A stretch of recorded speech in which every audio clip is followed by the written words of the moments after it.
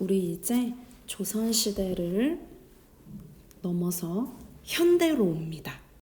조선시대 가사 3위인곡, 송미인곡 시대를 지나 현대시로 옵니다. 모닥불. 자, 일제강점기의 유명한 시인 백석. 평안도가 고향이라 여기 작품 보면 평안도 방언이 나와 있어요. 슬픈 르역사. 이거 봐도 좀 이렇게 북녘의 느낌이 나죠. 자, 총 1연, 2연, 3연 이렇게 나뉘어져 있어요. 자, 1연, 2연, 3연. 연의 구분이 중요해요. 연마다 내용이 담고 있는 내용이 달라가지고. 자, 1연부터 볼게요. 새끼오리. 여러분, 이 새끼오리를 오리 꽥꽥 아니에요. 여러분 교과서 152쪽을 보세요. 우리가 지금 프린트만 보다 보니까 여러분 교과서 잘 안 보실 수도 있는데요.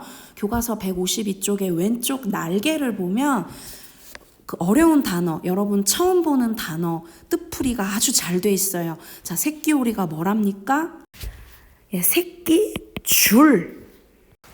오리는 올해 평안방언이라고 돼 있죠. 그러니까 오리 줄인 거죠.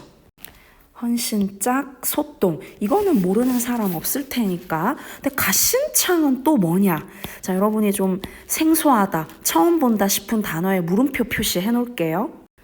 말해보세요. 152쪽 왼쪽 날개. 가죽신의 밑창. 개니바디 뭐요? 보니 하니도 아니고 개의 이빨. 평안도 방언. 너울 쪽은 널빤지. 집건불은 지푸라기. 가랑잎은 우리 왼쪽 날개에 없죠? 뭐 가랑잎? 아무튼 잎인가 봐요. 머리카락 설마 모르는 사람 없지? 무슨 뜻인지. 헝겊조각, 막대꼬치, 기왓장, 닭의 짓. 자, 이거는 진짜 모르겠다. 뭐야? 닭의 깃털이라고 쓰여 있죠. 교과서 152쪽 왼쪽 날개. 개털억은 뜻이 안 쓰여 있어요. 왼쪽 날개. 뭐 개털? 그런 것 같아요. 자, 우리가 집건불, 너울 쪽, 개니바디 무슨 단어인지 궁금하니까 뜻을 잘 살펴봤어요. 왼쪽 날개를 통해서 하나하나 봤는데, 자, 제가 지금 밑줄 그은 거 다 토탈 합치면 뭐예요? 새끼줄, 헌신짝, 새신짝도 아니고 소똥, 그리고 신발 밑창. 이거 전부 뭡니까? 보잘것없는 것들이에요. 보잘것없는 것들이 타는 모닥불. 지금 제가 밑줄 그은 이 모든 것들이 아주 특별한 경우가 아니면 거의 쓸모가 없는, 보잘것없는 것들이라는 거 이해되세요? 지금 밑줄 그은 이 단어들이요. 즉 1연은 모닥불 속에서 타고 있는 보잘것없는 사물들을 말하고 있어요. 2연에도 좀 우리가 평소에 보기 어려운 낯선 단어들이 나와요. 제당, 뭐예요? 왼쪽 날개 보세요. 제사를 지내거나 문중회의를 할 때 이를 주관하는 학덕 높은 집안의 어른, 그러니까 높은 사람이야. 높은 사람. 초시, 과거에 첫 시험에 급제한 사람. 여기서 노인을 높여 부르는 말로 쓰인다. 노인. 문장 늙은이, 노인. 더부살이 아이, 새사위, 갓사둔, 나그네, 주인, 할아버지, 손자, 붓장사, 땜쟁이, 큰개, 강아지. 자, 우리 두 부분으로 나눠볼게요. 자, 제당도부터 땜쟁이도까지는 사람이죠. 사람. 늙은이, 아이, 새사위, 갓사둔, 나그네, 사람, everybody. 사람들. 근데 큰 개, 강아지. 동물이죠. 동물. 그죠? 모두 모닥불을 쬐인다. 그러니까 2연은 평등하게 모닥불을 쬐는 사람들과 동물들 모두 모닥불을 쬐다.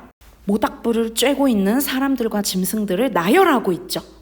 그러니까 1연도, 2연도 모두 나열을 하고 있어요. 나열. 1연은 사물들 나열, 2연은 사람들과 동물들 나열. 이 작품은요, 내용 측면에서 1, 2연과 3연의 두 부분으로 확연하게 나뉘어요. 그래서 제가 1, 2, 3 이렇게 연을 이렇게 표시한 거거든요. 이 시는 1, 2연을 한 묶음, 3연을 한 묶음으로 볼 수 있는데 1, 2연에서는 1연과 2연에서는 모두가 평등하게 모닥불을 쬐는 평화로운 장면을 그리다가 3연에서는 모닥불에 얽힌 할아버지의 슬픈 사연을 제시해요. Sad history. 그게 뭐냐? 어미 아비 없는 서러운 아이로 불쌍한 이도 몽둥발이. 자, 무슨 뜻이래요? 왼쪽 날개 보세요. 딸려 붙었던 것이 다 떨어지고 몸뚱이만 남은 물건. 몽둥발이. 그러니까 할아버지가 서러운 아이로 불쌍하게 몽둥발이가 됐다. 모닥불을 신나게 쬐다가 갑자기 모닥불에 얽힌 할아버지의 슬픈 사연. 할아버지도 모닥불을 쬐셨을 테니까. 근데 그 할아버지에게는 슬픈 역사가 있다. 빈칸 채워볼게요. 자, 새끼줄, 소똥. 자, 이런 말들 보면 여기는 도시일까? 농촌이지. 모닥불이 타고 있는 현장을 보고 있어. 관찰하고 있어. 관조하고 있어. see, 바라보고 있어. 또 모닥불에 서린 누구. 할아버지의 고된 삶을 떠올리며 안타까워하고 있어. 모닥불을 보니까 할아버지가 생각났나 봐요. 할아버지도 당연히 모닥불을 쬐셨을 테니까. 자, 이 시는 평안 방언이 쓰였다고 했죠. 자, 문제 핵심 상황 평안 방언 뭡니까? 사실적으로, 그러니까 리얼리티가 산다. 영화의 배경이 부산인데 거기 나오는 사람들이 다 서울 말을 쓰면 뭐지? 할 거 아니에요? 그래서 그 지역의 향토성, 그 지역 고유의 특성을 부각하려면 그 지역 말을 써야죠. 아까 사물들 나열한다 했는데, 자, 나열하는 표현법을 뭐라 한다? 열거. 그래서 농촌에서 흔히 볼 수 있는 보잘것없는 것들, 쓸모없는 것들이 모닥불에 불길을 일으키는데 사용된다. 모닥불 속에서 활활 탔잖아요. 그리고 여기도 역시 열거법이죠. 모닥불을 쬐고 있는 사람과 동물들을 나열했으니까. 여러분 동물과 비슷한 말 뭐죠? 짐승. 짐승하면 좀 부정적인 어감이 있는데 여기서 이제 동물을 다르게 표현하면 짐승이다. 이렇게 이해합시다. 아까 내용 정리할 때 말씀드렸죠? 모두가 평등하게 모닥불을 쬐고 있어요. 이건 뭡니까? 평등과 화합, 합쳐지는 거야.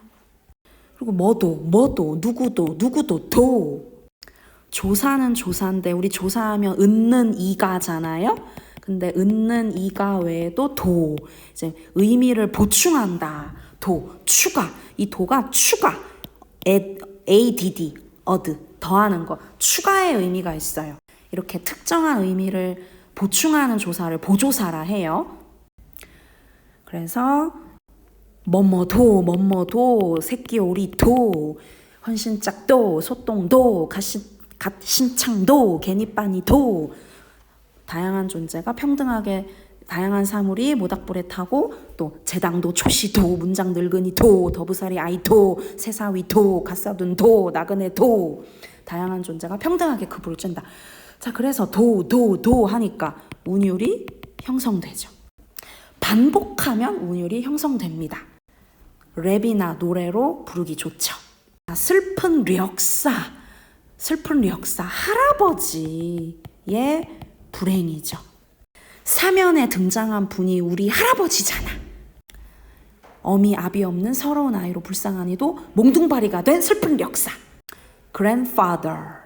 이거는 할아버지의 불행일 뿐만 아니라 우리 민족의 불행으로 확대되죠.